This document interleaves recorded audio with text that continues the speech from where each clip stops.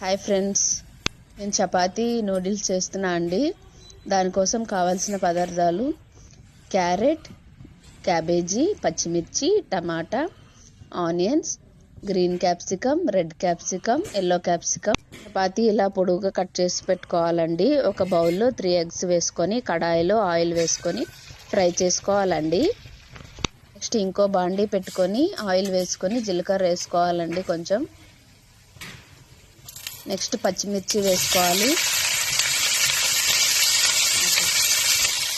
Onions వేసుకోవాలండి. ఈ రెండింటిని కొంచెం ఫ్రై చేసుకున్న తర్వాత మిగతా వెజిటేబుల్స్ అన్నీ వేసుకోవాలి. ఈ లోపల ఎగ్ ఫ్రై అయిపోయిందండి. ఈ వెజిటేబుల్స్ అన్నిటిని ఫ్రై చేసుకుందామండి. తగినంత సాల్ట్ వేసుకుందామండి. పసుపు వేసుకుందాం.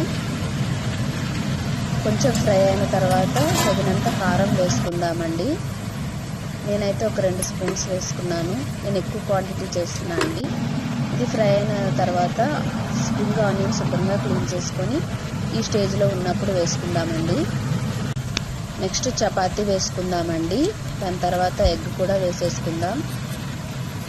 మొత్తం కలిసేలాగా కలుపుకుందాం. కొంచెం ఫ్రై అవ్వాలండి ఇది.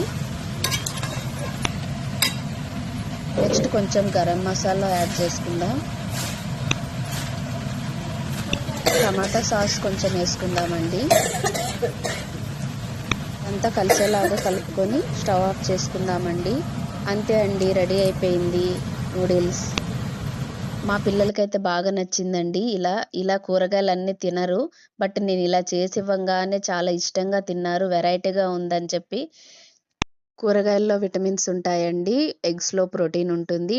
ఇలా అప్పుడప్పుడు పిల్లలకి చేసి పెట్టండి, చాలా ఇష్టంగా తింటారు. అంతే ఫ్రెండ్స్, బాయ్ ఫ్రెండ్స్.